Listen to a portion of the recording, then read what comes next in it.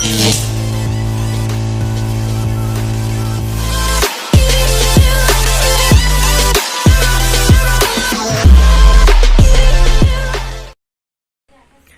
selamat siang teman-teman. Baiklah, di depan saya ini ada kulkas satu pintu merek Sharp. Jadi di video kali ini saya akan membagikan bagaimana cara atau langkah-langkah pertama yang harus dilakukan saat perbaikan kulkas, atau langkah yang harus dilakukan untuk perbaikan kulkas jika kulkas itu terjadi kebocoran pada evaporator yang disebabkan oleh ditusuknya benda tajam ya. Karena ditusuk benda tajam.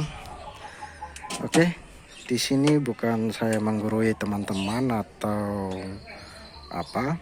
Jadi saya di sini hanya membagikan pengalaman atau pengetahuan saya saat memperbaiki kulkas untuk teman-teman pemula ya.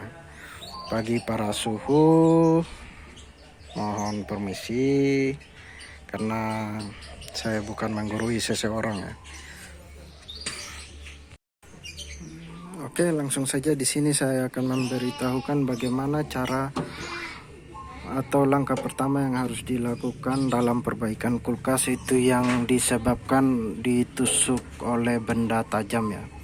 Oke, jika ditusuk sama benda tajam itu akibatnya sangat fatal ya.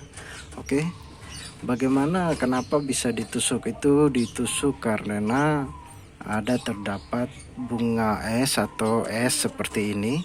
Itulah yang disebabkan oleh customer, jadi menusuknya agar bisa cepat esnya ini mencair atau lepas dari bodi evap ya.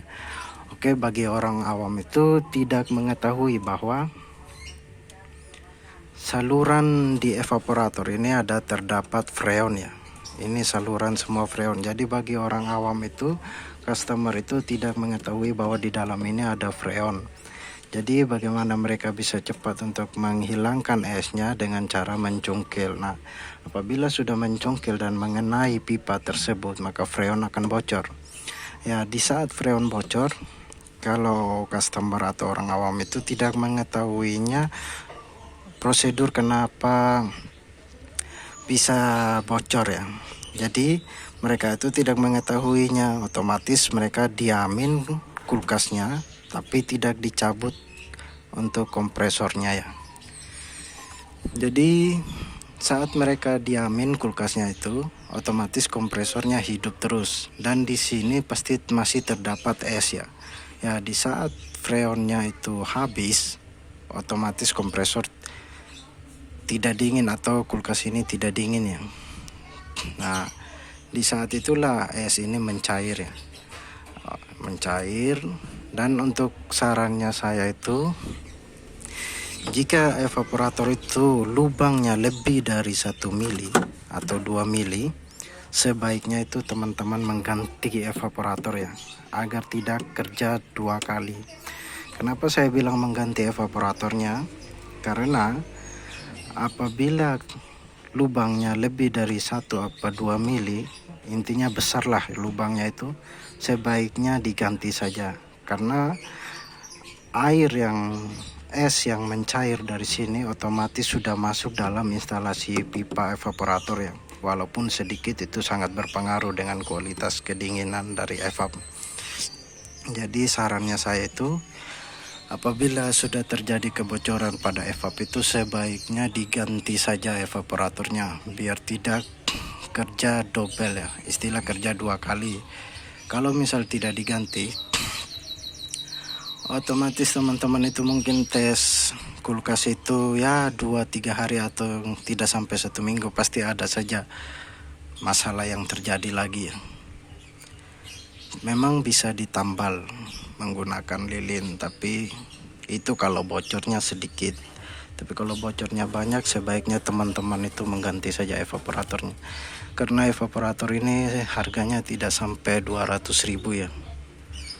Oke, di sini saya akan memberitahukan jika teman-teman ingin membeli evaporator itu harus mengetahui dulu ukuran dari evaporator ya, karena evaporator yang dijual itu tidak langsung berbentuk seperti yang ada di kulkas. Jadi evaporator yang dijual itu berbentuk lempengan, dan kita beli lempengannya lalu kita bentuk sendiri sesuai kebutuhan ya. Jadi ini evaporatornya berbentuk U ya, dari sini lurus terus di sini lagi. Oke, jadi teman-teman itu ngukur dari ujung sini sampai ujung atas itu berapa senti ya. Jadi ukur sini lurus sampai sini itu berapa senti, dan lebarnya itu berapa senti. Setelah sudah mengetahuinya berapa senti semua panjang sama lebarnya, baru teman-teman ke toko untuk membelinya ya. Oke, itu langkah pertamanya. Kita sudah mengetahuinya, kita harus mengganti evaporator. Oke, untuk cara perbaikannya itu seperti ini ya. Oke, untuk langkah awal sebelum mengganti evaporator, jadi begini teman-teman ya. Jika evaporator sudah bocor, otomatis kompresor ini bagi customer atau orang customer itu tidak mengetahui peraturannya bahwa harus kulkas itu dicabut ya. Jadi customer tetap menghidupkan kulkasnya ya. Jadi kulkas itu, kompresor itu akan hidup terus menerus.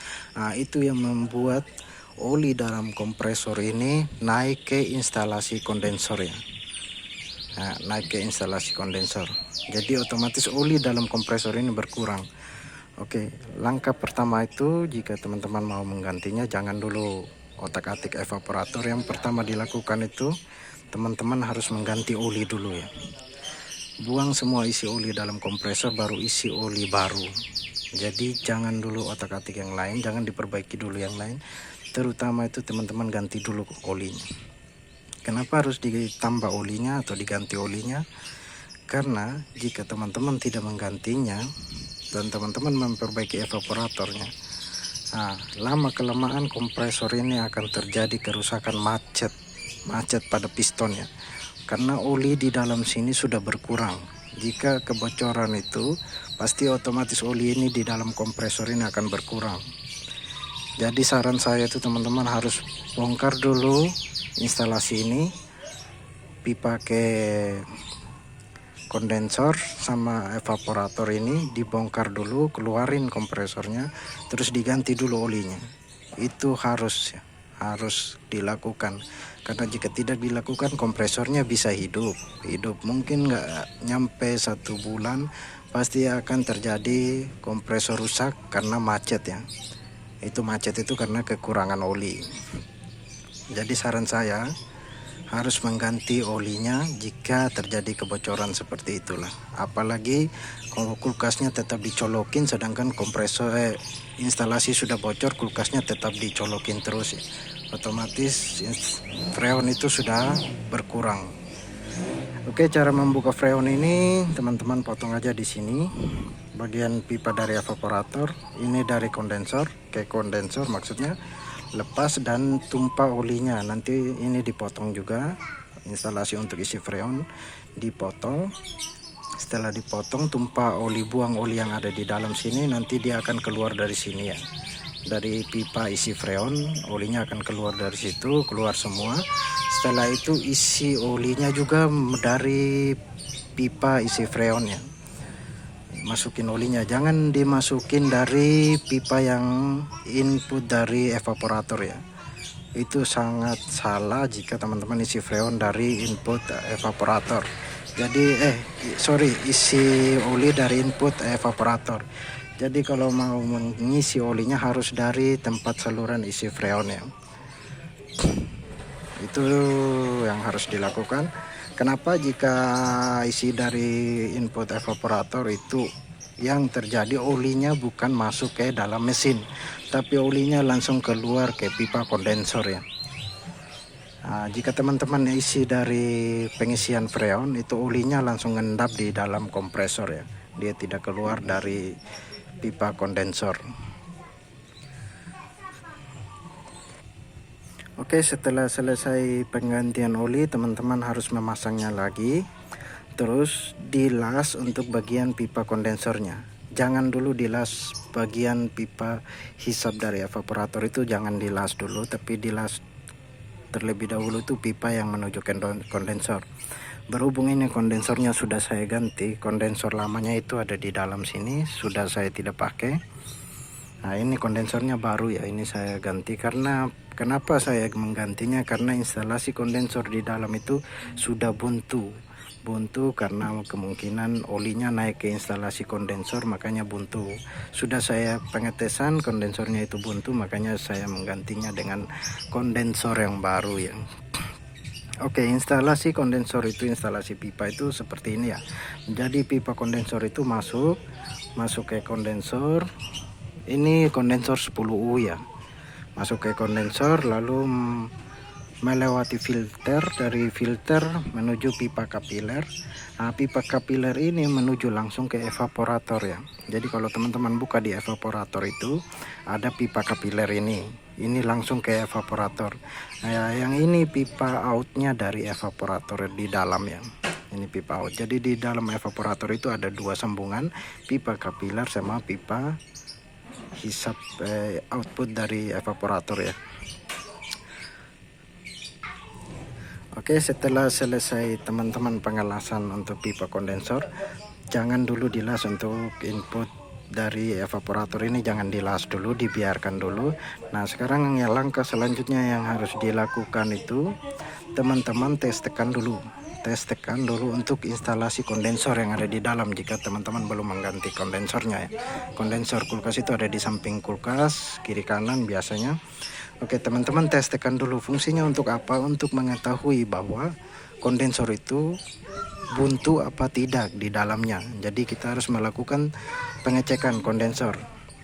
Jadi langkah selanjutnya itu otomatis teman-teman itu jika ada kebocoran harus mengganti filter juga ya. Filter kulkasnya harus diganti. Nah sebelum dipasang filter kulkasnya, ini kan filter kulkasnya seharusnya ada posisi bagian sini ya. Nah itu bagian input dari kondensor masuk ke filter itu teman-teman potong dulu dilas, tapi jangan diganti yang baru dulu ya, karena harus pengetesan untuk kondensornya buntu apa tidak. Nah setelah teman-teman sudah potong filternya, teman-teman hidupin kompresornya, dihidupin, dipastikan out dari kondensor ini yang lama ya. Nah ini yang lama, sebelum saya ganti ini yang lama, ini outnya, ini inputnya dari kondensor. Untuk kulkas yang standar ini yang instalasi lama. Nah dipastikan di outnya kondensor itu keluar anginnya ya. Jika tidak keluar angin, maka kondensor di dalam itu ada kebuntuan. Langkah selanjutnya itu harus diganti kondensornya, tidak bisa diperbaiki ya. Itu ada kebuntuan. Kalau sampai di sini tidak sama sekali untuk keluar anginnya ya. Jika keluar angin berarti kondensornya aman, tetap lurus ya. Jadi teman-teman harus flashing aja, kemungkinan ada oli yang lengket di dalam kondensor ya. Oke. Setelah teman-teman udah mengetahuinya di sini ada keluar angin atau tidak, jika tidak keluar angin, posisi kompresor harus hidup ya, bisa biar mengetahuinya. Jika tidak keluar angin berarti kondensornya buntu ya, teman-teman harus mengganti kondensor ya. Untuk kulkas 1U satu pintu saya sarankan memakai kondensor 10U ya. Ini 10U 1 2 3 4 5 6 7 8 9 10 ya. Jadi ini kondensor 10 itu minimal untuk pakai agar bisa kinerja kompresor itu tidak berat ya, atau tidak terlalu panas seperti itu. Oke, setelah sudah memastikan kondensornya itu aman atau bermasalah, lanjut penggantian filter ya. Teman-teman harus mengganti filter, itu filter yang isian beli ya. Jika isian itu jika digoyang ada kayak serbuk di dalam, biji-biji seperti itu filter harus diganti. Setelah selesai pengelasan filternya sama pipa kapiler ini sudah dilas, langkah selanjutnya itu teman-teman membuka untuk evaporatornya ya. Oke, kita akan lihat bagian evaporatornya.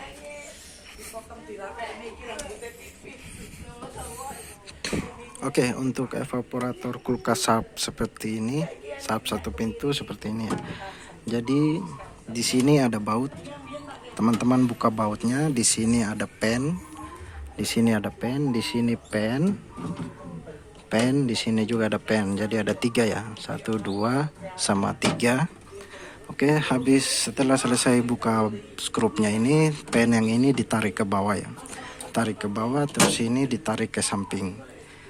Nah, setelah sudah lepas untuk tutupan covernya ini, nah di dalam sini, ini di dalam tapi di atas ada sambungan pipa, itu pipa kapiler sama pipa out dari evaporator, itu ada sambungan di dalam. Teman-teman lepas dulu menggunakan las ya, las kaleng juga bisa ya. Setelah selesai pelepasan jangan langsung diganti ya. Nah, itu kita pengetesan lagi untuk pipa kapilernya. Pipa kapilernya itu buntu apa tidak. Teman-teman setelah melepas itu, teman-teman hidupin lagi untuk kompresornya. Hidupin lagi kompresornya, pastikan di pipa kapiler itu keluar anginnya ya. Pastikan angin di pipa kapiler itu kencang atau lancar keluarnya. Setelah sudah selesai pengetesan pipa kapiler tidak buntu, nah baru teman-teman memasang evap yang baru ya. Nanti evap ini berbentuk lempengan panjang. Nanti kita yang membentuk sendiri evaporator sesuai kebutuhan kita ya. Jadi seperti saya jelaskan di awal tadi, harus diukur dulu panjangnya berapa, lebarnya berapa, baru beli evaporatornya ya. Oke, setelah selesai pengelasan itu untuk pipa kapiler sama pipa out dari evaporator dilas. Selesai dilas, teman-teman memasang kembali. Setelah sudah rapi dipasang, kita pengetesan lagi ke belakang ya, jangan langsung di running. Oke, di sini setelah evap sudah dipasang, kan tadi ini pipa kapiler, pastikan tadi pipa kapiler ini anginnya keluar di dalam ya. Ya, setelah evaporator sudah terpasang, nah ini kan tadi belum dilas nih, belum disambung nih. Yang in out dari evaporator masuk ke kompresor ini jangan disambung dulu, yang tadi pertama sudah saya jelaskan. Oke. Jadi di sini pastikan kita hidupin lagi kompresornya. Setelah pengelasan evap itu kita hidupin lagi kompresornya. Tapi tetap ini kan tadi pentilnya belum dipasang, jangan dulu dipasang. Kita hidupin lagi evaporatornya. Jadi angin masuk, tekan lewat kondensor, masuk ke evaporator. Pastikan di sini keluar angin ya. Pastikan out dari evaporator itu keluar anginnya di sini. Jika tidak keluar berarti ada kebuntuan di evap. Entah waktu teman-teman pengelasan mungkin pipanya belum terlalu masuk bagus, jadi waktu dilas itu bisa saja ada tembaga itu yang menutup lubangnya. Jika buntu di sini tidak keluar anginnya. Tapi jika keluar angin, walaupun sedikit ya, pasti sedikit yang keluar angin, tidak terlalu banyak. Yang penting pastikan ada angin keluar di sini, yang out dari evaporator. Nah, jika sudah pastikan evaporator ini dari evaporator keluar anginnya di sini, sudah pastikan berarti untuk jalur kondensor sama jalur evaporator itu tidak ada kebuntuan ya. Nah, setelah itu baru dilas. Pipa dari evaporator ini dilas ke kompresor ya. Oke, setelah sudah dilas, baru kita memasang pentil ya. Ini pentil. Jadi kalau di kulkas itu pentil bawaan itu tidak ada ya, kita harus membeli pentil sendiri. Kita pemasangan pentil, terus kita melakukan tes tekan untuk pengetesan. Pengelasan ini memastikan bahwa tidak ada kebocoran. Itu pengetesan minimal 30 menit, maksimal 1 jam ya. Dengan pengetesan 50 PSI atau 80 PSI, tidak boleh lebih dari 80 ya. Karena kalau kelebihan tekanan dari 80, evaporator itu akan melengkung ya, melengkung. Kalau lebih dari 40 lebih dari 80 tekanannya. Jadi saya sarankan mending tes tekan itu menggunakan 50 PSI atau 80-70 PSI lah. Bisa juga tes tekan menggunakan freon aja. Teman-teman masukin freonnya, lihat PSI-nya. Saya biasa melakukan tes tekan itu 50 PSI aja agar menjaga evaporator itu tidak melengkung ya. Jika kelebihan tekanan itu pasti evapnya melengkung ya. Oke, setelah selesai pengetesan, pastikan tidak ada kebocoran. Ini untuk filternya dicek semua menggunakan air sabun. Jika tidak ada kebocoran, baru melakukan proses vakum ya. Saya sarankan itu teman-teman biar bagusnya vakum menggunakan vakum luar ya, atau menggunakan kompresor AC bisa di vakum, jangan menggunakan vakum body ya. Saya sarankan kalau vakum body itu ada kemungkinan percikan oli dalam kompresor itu masuklah sedikit di instalasi pipa kondensor. Jadi saya sarankan mending menggunakan vakum luar, lebih aman. Vakum menggunakan vakum kompresor AC bisa, itu lebih bagus ya. Kalau teman-teman di sini menggunakan vakum body, kan kebaca dia bahwa ada kebocoran ya. Bisa saja oli itu bisa aja olinya itu bisa masuk ke dalam instalasi kondensor ya. Jadi saya sarankan untuk vakum luar, menggunakan kompresor kulkas bekas juga bisa, yang penting bisa vakum lah untuk sedot udara semua. Oke, setelah melakukan vakum, teman-teman pengisian freon. Oke, waktu running itu jangan berpatokan di berapa PSI ya. Biasa ada yang berpatokan di 10 PSI atau berapa PSI.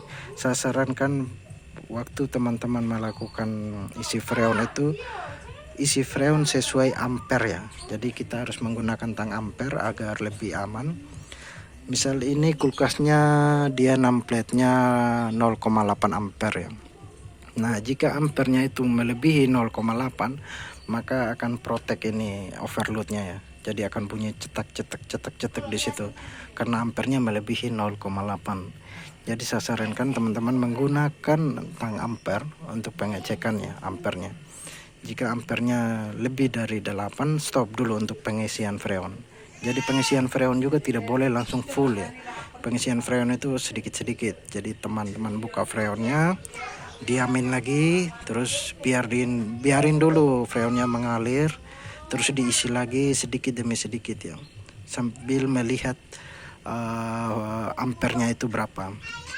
Saya sarankan ini kompresornya kulkasnya 0,8 ampere. Saya sarankan isinya itu di 0,7 ampere saja ya, jangan kasih mentok di 0,8. 0,7, 0,6 juga tidak masalah. Intinya kondensor ini sudah panas, filternya juga sudah panas, itu sudah pas ya. Nah, terus teman-teman harus melakukan tes tekan itu tes running itu selama 3 hari ya. Jika sudah tes running selama 3 hari, sudah memastikan, baru bisa dikembalikan ke customernya yang punya AC. Ya, berhubung ini kemarin kulkasnya saya perbaiki karena evaporator itu dicongkel menggunakan pisau ya. Jadi evaporatornya saya ambil putuskan untuk mengganti evapnya.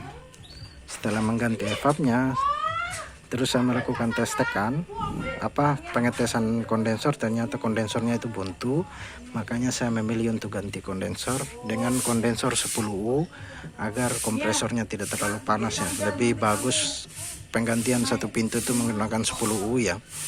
Setelah itu sudah semua saya ganti. Ini sudah saya melakukan pengetesan selama 3 hari ya. Sekarang masuk hari keempat dan sudah berfungsi bagus. Ini dalam 1 hari saja untuk air yang saya taruh di evapnya itu, di freezernya itu sudah beku ya. Dan sekarang sudah selesai pengerjaannya. Oke. Untuk penjelasan dari awal sampai akhir, karena videonya lama, mudah-mudahan bisa tersampaikan dengan bagus di teman-teman. Jika ada pertanyaan selanjutnya yang perlu ditanya, mungkin bisa saya jawab di kolom komentar. Di video kali ini kan saya cuman penjelasan untuk bagaimana cara pengerjaannya, tapi saya tidak membuat untuk video pengerjaannya karena kemarin waktu saya pengerjaan itu ambilnya kerja malam ya. Jadi waktu saya pulang kerja aja baru saya mengerjakan kulkas ini. Jadi untuk pengambilan videonya tidak bisa malam hari.